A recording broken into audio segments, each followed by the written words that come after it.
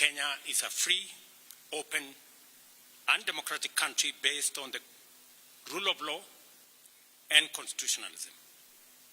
Our fundamental rights and freedoms are guaranteed by the Constitution and cannot be taken away. They include the freedom of conscience and expression, the right to assemble and to demonstrate, picket, and present petitions. In the past few weeks, we have all witnessed the direct and robust exercise of these rights and freedoms by Kenyans who called on their government to pay attention to urgent national issues and to prioritize necessary changes and reforms to actualize their aspirations. It is with deep regret that I have to say that many Kenyans lost their lives and others seriously injured as a result of disturbances occasioned by lawless activity during these protests. This is not how and where our democracy should proceed, and we must do all we can to ensure that this does not occur again in future. The government of Kenya will provide necessary support to all families and citizens who lost their loved ones. Unfortunately, there has been many instances of excessive, unlawful, dangerous, and harmful conduct during the demonstrations and engagements, as a consequence of which many persons have been arrested and charged in courts with various offenses. I urge the criminal justice agencies to take effective measures and ensure that people who may have been innocently caught up on the wrong side of things and those not implicated in crimes be released and charges against them withdrawn. This will enable the agencies to focus their resources, efforts, and time in investigating and prosecuting serious criminal elements who took advantage of peaceful demonstrations to advance a dangerous agenda of lawlessness, anarchy, and mayhem. It is important that these suspects are brought to book and that they are prosecuted to the fullest extent of the law. I also take this opportunity to affirm the constitutional authority and duty vested on our national security institutions to protect our country against internal and external threats to sovereignty, to lives of our people, our rights, freedoms, property, peace, stability, and prosperity, as well as our collective national interest.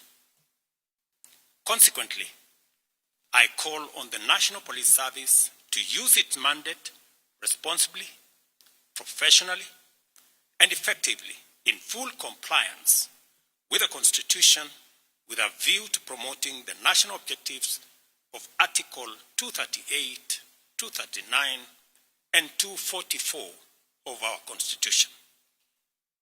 All breaches and violations by police officers must be handled expeditiously through due process, with a view to giving Kenyans a police service that upholds the highest standards of integrity.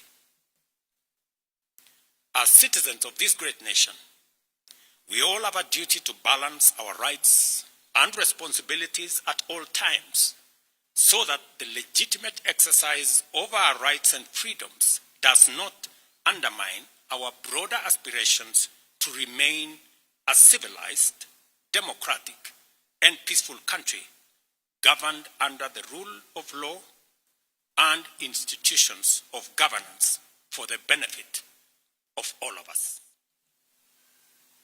Over the last 1 month, the livelihoods and property of many innocent people have also been destroyed, plunging them into destitution and jeopardizing the welfare of their dependents. The government of Kenya will equally take measures to support these Kenyans on the path to recovery of their businesses. I direct the relevant ministries to obtain, verify, and provide accurate data to facilitate appropriate government action within the next 30 days. I want to give the people of Kenya an assurance that our government listens to them and that for the last 1 month, I have led the government in engaging and listening to citizens from all walks of life as they express themselves in different forums and on various platforms. What has emerged as the foremost national concern requiring urgent and decisive action is the vexing matter of corruption and the non-negotiable desire for accountable leadership and integrity in governance. I have this to say to Kenyans. I have heard you, and I have heard you clearly. Consequently, the following measures shall be taken to accelerate progress to achieving the objectives stated by the people. Number 1, I will be proposing amendments to the Evidence Act and the Criminal Procedure Code, among other necessary legislative amendments to all statutes relating to corruption, to expedite investigations and prosecution of corruption and economic crimes cases, and provide for their conclusion within 6 months. We shall also be proposing amendments to the Witness Protection Act to overhaul the statutory and institutional framework to protect and incentivize whistleblowers. And institutional framework to protect and incentivize whistleblowers and enhance witness protection, making it easier and safer for citizens to come forward and report corruption as well as other criminal activities. Number 3, within 90 days, we shall propose amendments to the Public Finance Management Act and Public Procurement and Disposal Acts to overhaul the institutional and operational framework of public procurement, which has been identified as the epicenter of corruption, conflict of interest, and abuses of office in the public sector, with a view to deploying digital infrastructure within the next 6 months. The aim of this measure is to provide an open and transparent public procurement platform which gives open, real-time, and end-to-end public visibility of public procurement from advertisement to award of contract and to whom it is awarded and what amount the people of Kenya will pay.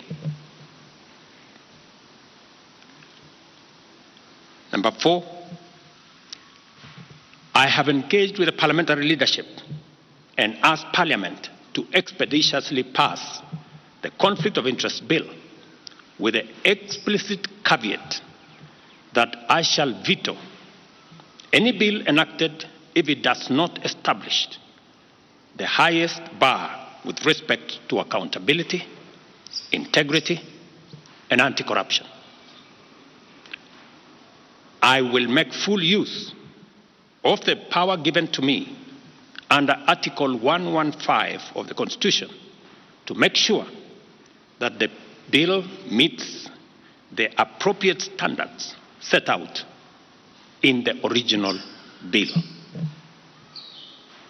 Number 5, while fully respecting the independence of the national justice, law, and order institutions, and pursuant to a commitment to consult and collaborate in leveraging their institutional capabilities in effective, expeditious, and conclusive investigations in respect of all active cases, it is essential for these institutions to provide a time frame to the people of Kenya, because that is what the people of Kenya want, within which proceedings shall be concluded, and the same timelines clearly communicated to the public. Number 6, about 400 billion shillings is spent on tax expenditure every year, especially on VAT refunds, a process that is largely opaque and with limited accountability.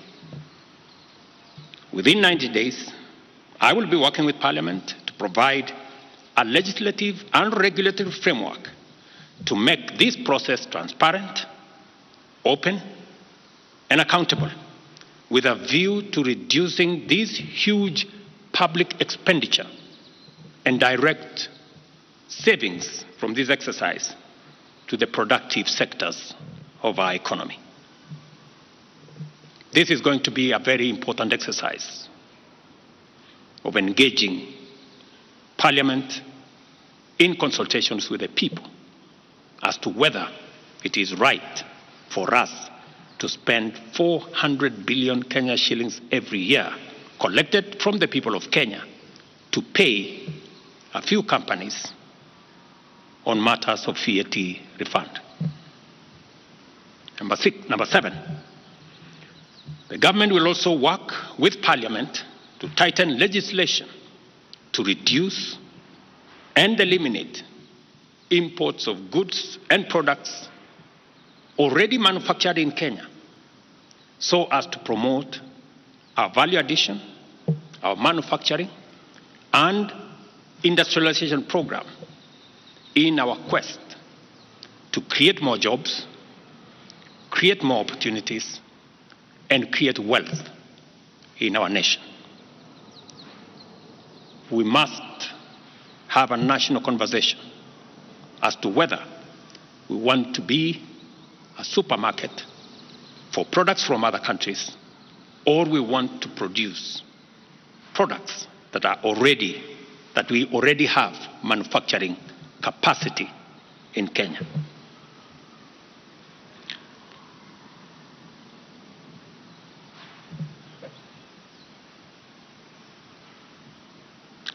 In my last address to the nation, I undertook to consult a broad spectrum of stakeholders from all sectors, levels, and regions in order to constitute a broad-based government. In line with this undertaking, I will be forwarding additional names to Parliament for vetting prior to appointment, based on the understanding of the Cabinet's essential role in driving the transformational agenda that makes Kenya a better, more just, and more prosperous nation for all of us. Once constituted, the new cabinet will steward our transformation agenda that is already in place in providing effective and efficient public services, expanding opportunities for employment and wealth creation, and creating a tide that lifts every boat. Our collective ambition is to turbocharge the performance of our economy, to achieve our universal health coverage, which ensures that no one is left behind or impoverished on account of healthcare costs. Also offer an equitably funded education system which looks out for learners from vulnerable backgrounds and ensure that Kenyans from all walks of life live in safe and dignified housing through our affordable housing program. Additionally, our transformation agenda commits to provide reliable clean water, last-mile connectivity of electricity, and to secure more business opportunities for enterprises and employment opportunities for our young people both here at home and abroad. Our explicit aim is to transform Kenya into a middle-income society, and it is essential for us to urgently mobilize adequate resources to fund these necessary programs and projects.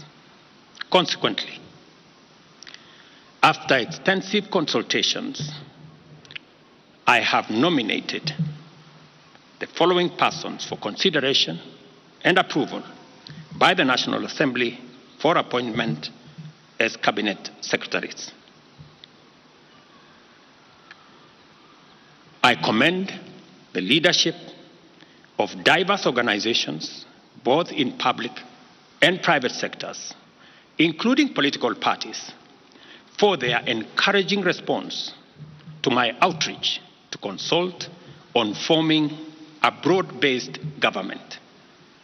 Their willingness to set aside partisan positions and interests in order to join a visionary partnership for the radical transformation of Kenya is a historic gesture of their patriotism.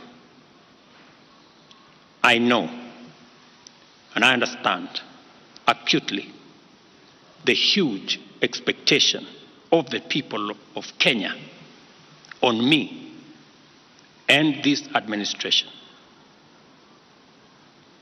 And I equally understand that that responsibility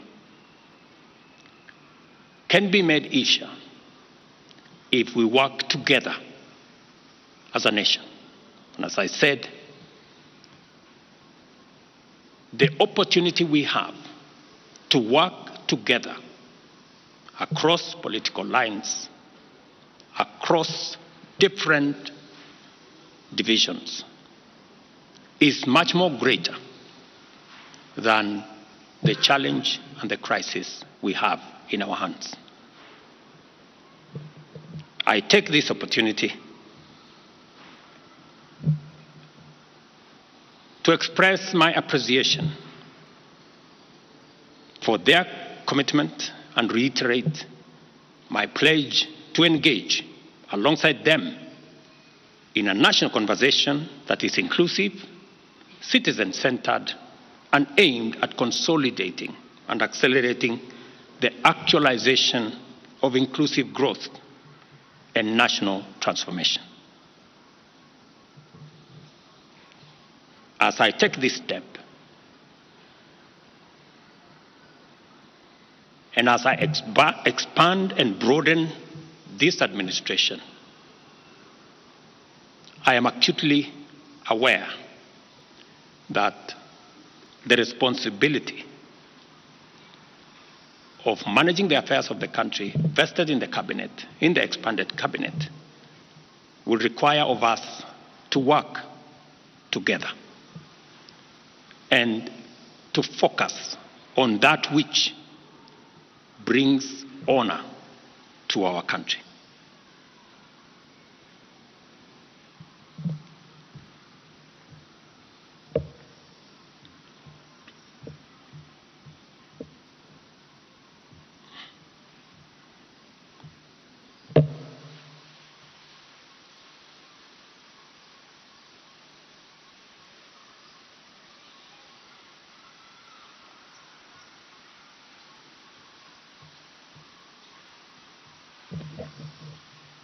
I will shortly give you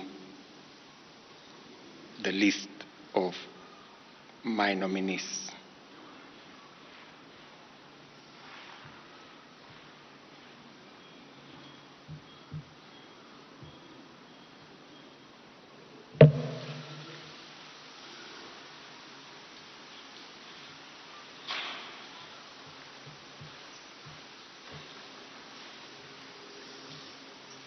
Just hold your horses.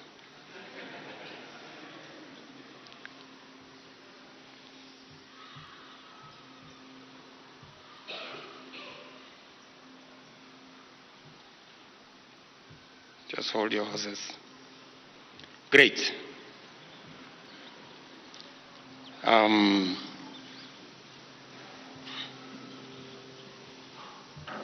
Oops. That's the old list again.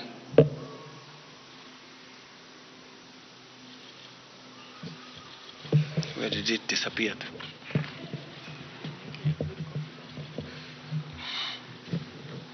I think this is the problem of making it very confidential and not allowing many people to have a look at it. As you're all aware,